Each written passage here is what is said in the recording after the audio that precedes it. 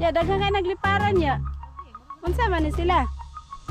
Di, pag nadaan, black ba? Sitaw. So, ganyan pala mag-guide ng sitaw. Para sa baba na ma. Para bumaba. Nasira, yan. Nakasya talaga pag maliit. Ano, pinakain nila yung mga uod. Sabi ni Biyang Gulay. Maiwanan sa ano, aeroplano. Ay, hindi pa yan, 9:25 pa man. Alas 8 pa lang, 30 minutes, less than 30 minutes na. Good morning guys! So, andito ako ngayon sa garden nila, Biyang Gulay, nila mama. Ano, may gagawin daw kasi sila dun sa kanilang sitaw. Kaya gusto ko sumama at tingnan kung paano magpalagay sa, ano ba yan, yung gapangan ng sitaw. Doon na si mama. Sa baba. Hala, mahirap bumaba alas. Oh. Na? Saglit lang. Baba tayo. Ah, ganyan pala. Kailangan nilang i-guide pala yung sitaw. So, ganyan pala mag-guide ng sitaw. Para sa baba na ma. Para bumaba. Tapos pag nasa baba, paakyatin na naman.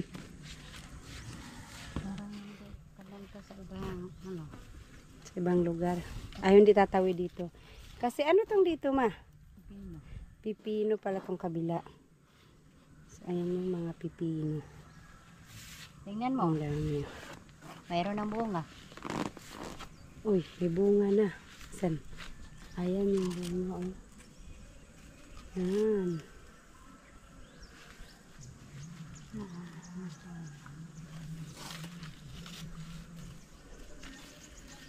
Yun sa kabila, sitaw din yun ma? Sitaw. Ang laki ng garden pala nila dito.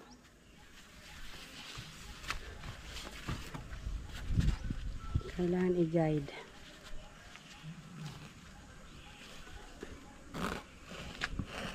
Pero itong mga pipino, gumapang talaga sila pataas naman. Yung iba nasira kasi inabutan ng ulan. Ah, na-stuck ng tubig no? Stuck ng tubig. Ah, mayroon na oh. Marami. Marami ng bunga. Saglit lang to, makakapag-harvest na sila. Next week. Next week, ma-harvest na yan. Pala. Pati yung sa kabila pala, oh, ang dami din. Yung dun sa dulo. Yan sa gitna na isang bagong ano ma, anong tinanim nyo dyan? Ah, kangkong. Right guys, so ganito yung ano nila. Ang dami ng kanilang tanim.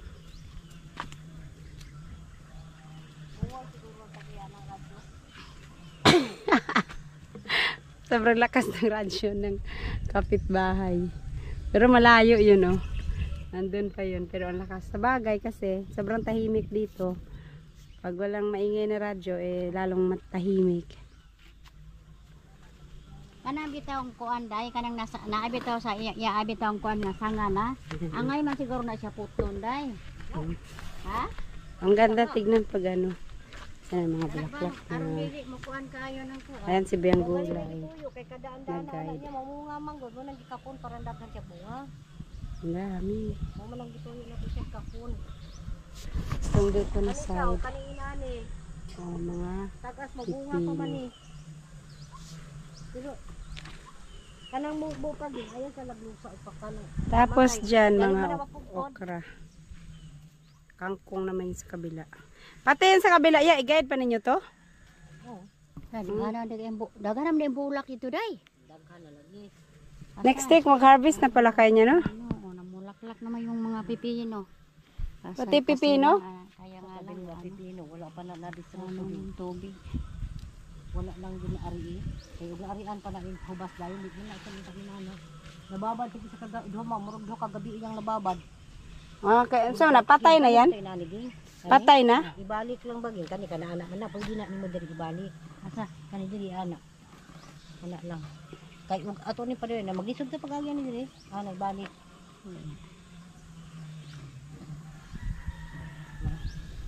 Obo ito. Balik raman ako ni ibalik anak parang. Ganyan ang buhay farmer. Siguro gagod. Igol ko siya makahus din kay O yung saging na sinabi niyo ba, nahinog na? ha? Natanggal? Ay nawala kitaga nila. Apa malagi o isa?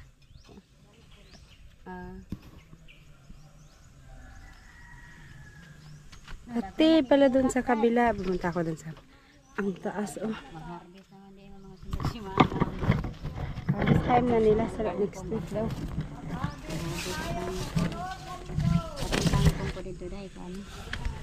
Ito mga kangkong to dito. Ito mga madami pag naano to. Ang dami oh, isang buong kahon ang kangkong ang tinanim. Malaki ang kita nyo nito. Nakailang ano kayo nito? Nakailang abono, ilang sako? Sobra sa isang sako? Oh.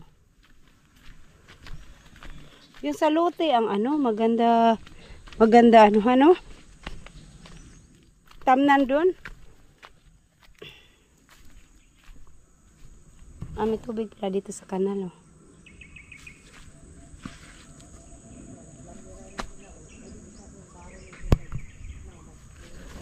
Uy, yung kangkong nyo, ba't din nyo to hinarvest ya? Ang haba na. Kulang pa to? Baboy na lang pala. So ito pa dito, mga ano nila. Dami pa.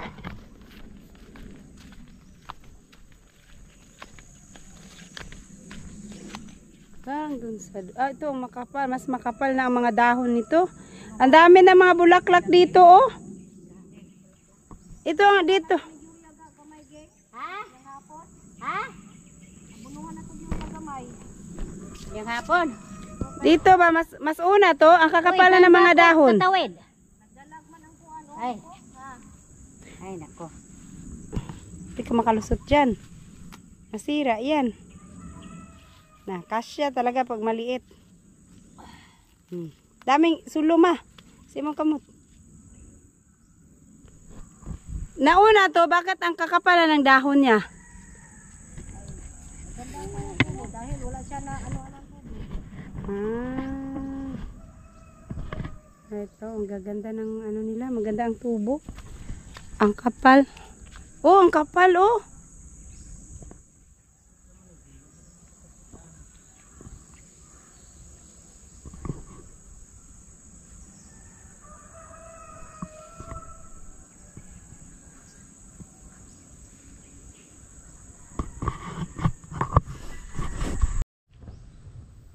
Ang daming itim na langgam oh. Pero maganda daw pag may maraming itim na langgam kasi ano, kinakain nila yung mga uod. Sabi ni Biyang Gulay. Maganda daw 'yan. Kaya hindi na kayo mag-spray nito, Biyang Gulay. Hindi na daw kasi mamatay yung mga sulong pag nag-spray sila, mamatay yung mga ants, black ants. Nakakatulong daw 'yan para sa mga uod. Ang dami talaga nila. Nasa mga dahon-dahon, no? Pinamahayan nila. Pero hindi yan nakakasira sa ano? Sa bunga. Hindi. Mahaba na yung bunga, oh. Tama? Ha? Mayroon pa doon sa unahan. Madami pa doon.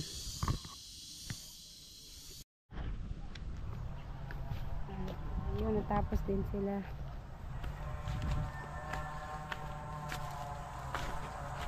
Tahan ko lang. Ang harvest kaya?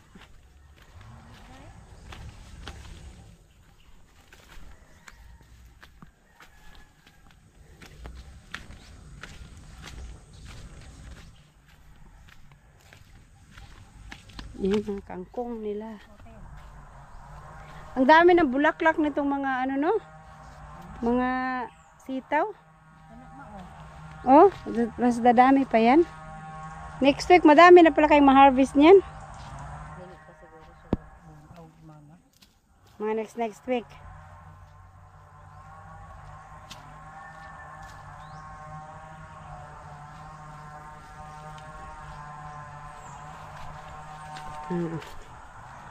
Wala na linta diriya. Naa? Para magana sila pirmi diri. May linta pa rin pala dyan. Ito dahil natubigan ni karong bago nga. May linta? Lipay mo sila kagayo. Asa mas sa ilalim ng lupa, no? Naman ang sila balayan. Sa ilalim ng lupa siguro sila kay basa. Nana, nagani ko ang sa kuano. Anong buwi ba na siya? Oh, Unsa man na? kuhol.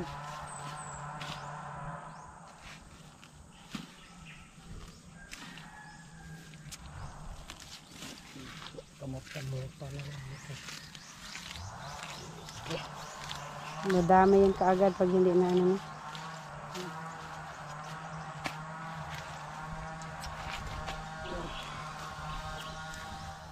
Sakit sa magarden. Mangonin sakit sa magarden. Eh, ganito ang buhay farmer. Ganyan ang buhay farmer. Magtanggal ng mga damo.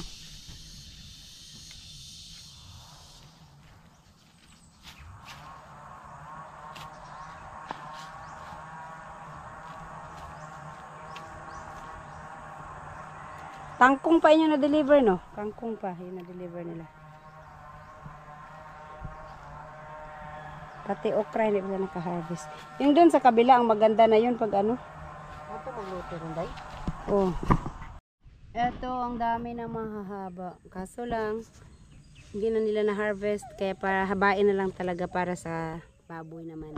Bibenta para nila para sa baboy.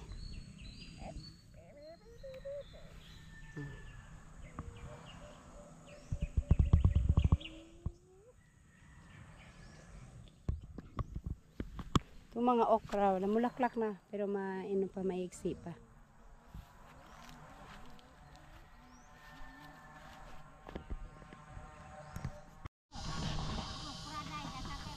Ano to? Bakit ang daming nagliparan ng mga oh? Ano to mga nagliparan? Yung mga itim na ano? Ano yan ma? Uod? Ay hindi. Insekto na kakasira to ng ano? Dami oh. Oh, ang dami nila nagliparan. Nalipay silang namatay ang okra. Ya, daghang kay nagliparan ya.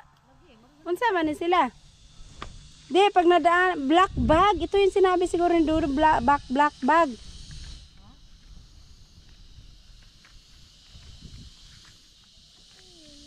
Na, ang dami nila.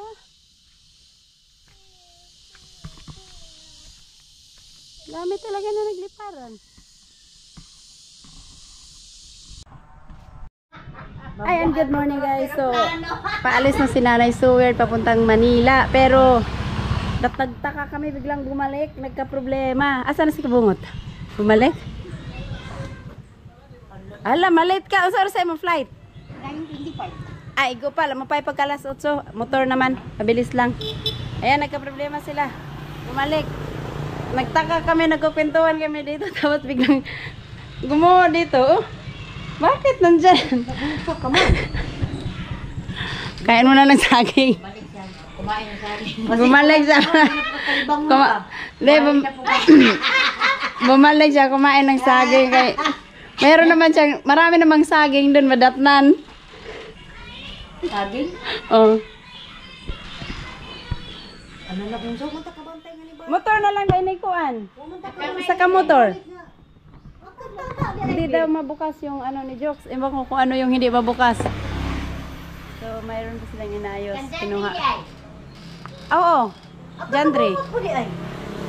Nagkabungo. Nya, baka walang yun. Walang mga, yung, hindi ba naikabit yung mga, marami kayong checkpoint dyan. Ita. Kanang cellphone ba nimo? Ayaw lagi. Nagtaka talaga ako. Ganon yung mukha nyo. Ano siya? Ayun. Be! Tawagan sa si Papa, Be.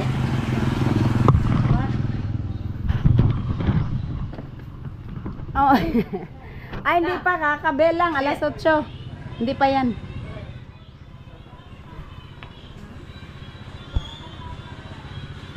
Ayan, sana makakuha na ni Kabungot yung kasi baka mahuli si Nanay Seward sa flight niya.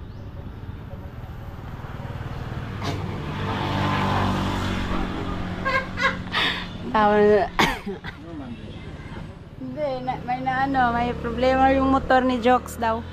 Asa ang motor? Nara na sa gasolinahan? Pumunta yun sa bahay ni Jokes. Hindi ma-open yung palagayan ng gasolina? Para na kayo si Kamunik. Maiwanan sa aeroplano. Ay, hindi pa yan, 9:25 pa man. Alas 8 pa lang, 30 minutes, less than 30 minutes naman ang biyahe pag naka-single. Lalo na pag mabilis, wala pang 30 minutes. Wala, makuha na imong ticket. Wala na. Oh. Palit kag bago. Bili ka ng bago. Oo, ma-forfeit 'yon. Kasi hindi mo pina-rebook. Kung ipa-rebook mo sana, dapat before ng flight mapa-rebook. Motor daw na lang, oh. Okay lang, tutulong na lang na mag-apos niyo. Saan ako no? Ano nadugay ko dito? Wala pa. Amot lang ka kay si Bintot naman to. Si Bintot rin na diha ganiha. Si Bintot. Dire man to ganiha, nag-istorya-istorya. Wapo ko kabantay kung asa siya ni paingon.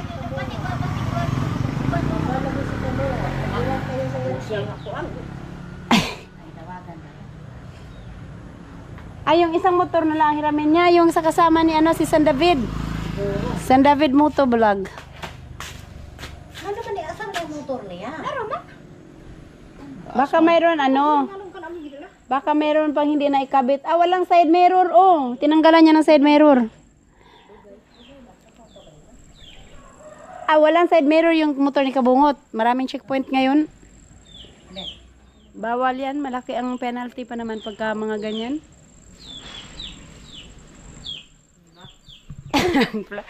Katawanan kaya na yung helmet yabak. Parang hapon. Parang hapon yung helmet niya. Ano so weird. Wala pa rin.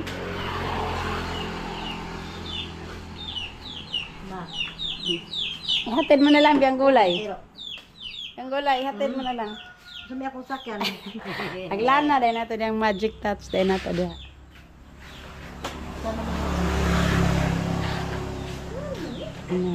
Wala pa rin.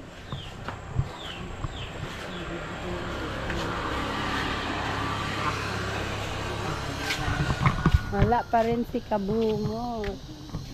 Pumunta doon kay ito na nga pala yung aming bagong naikabit na dito. Ayan, nailipat na. Tsaka dyan na nilagay ni Buyog yung coin slot. Naka-open na pala. Kala ko hindi pa. Okay naman dito. Maluwang din.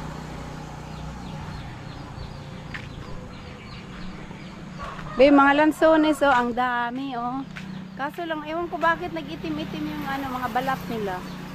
Hanggang doon sa taas. Pati yung sa kabilang puno, hinog na lahat, Ang dami pa naman, pero yung madami niyang bunga, nandun sa pinakataas.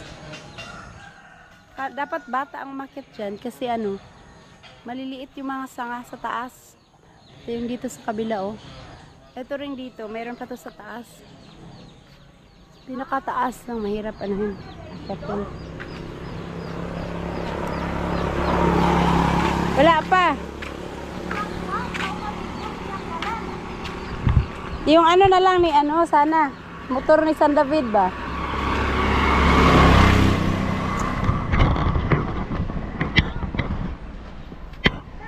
Wala pa nga.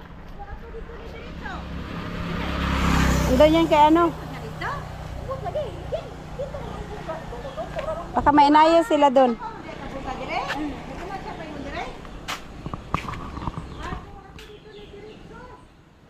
Wala nga. Andiyan lang si Tanungin mo si Dodong. Tanungin mo si ka-shortage.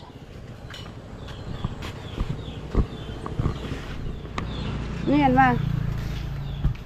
Ano yan? Pagkain ni mama, lugaw. Kasi hindi maganda yung sikmura niya. Kaya lugaw-lugaw lang muna siya ngayon.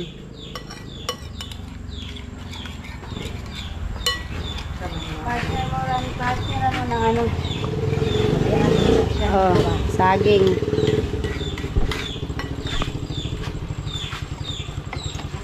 Ito na yung delivery ng tinapay at tuba. Be. Be. Say mo. Be. Lagyan ni. Agay. Lagyan ni ano. Buyog ng petsa.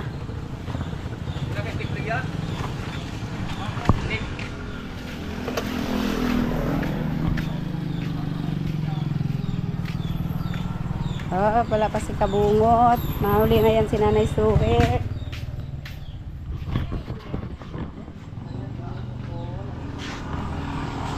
Ito naman, wala pa.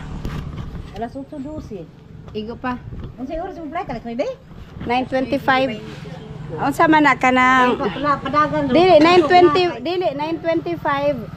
Kanang boarding or the flight na? Flight na gyud. Boarding pa. Boarding? Ah, kala ka ang ana. Last 10 siguro siguro ako. Oh. Kung boarding pa ang 9:25 kaya pa bulin yan. Pero Ano? man daw patingin ng flight. Labi bali. Ingon man ka. Boarding time 9:25. 9:25 ang boarding time. Abi na kung makita diha ang kuan. Ang Kanana ang Ba- pagbalik daw. nasa ano, nasa ibang baka hindi pin-rent out.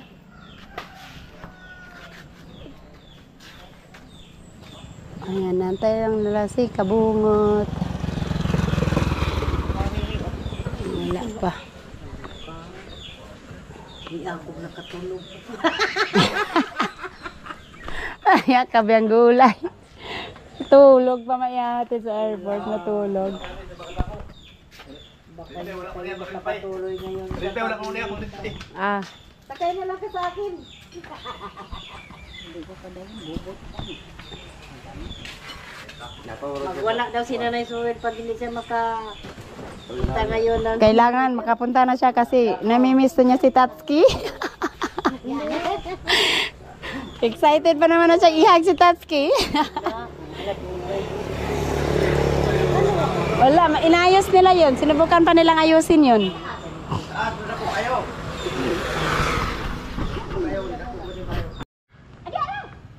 Ayan na, dumating na.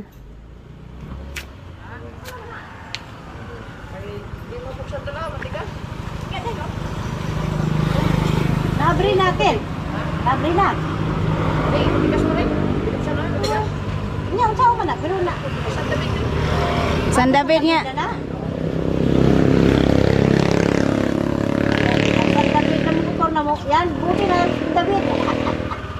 May orasyon yan, may... Oh, 120 per hour. Kay pakusog 120 na na, 120 ang takbo. Bye.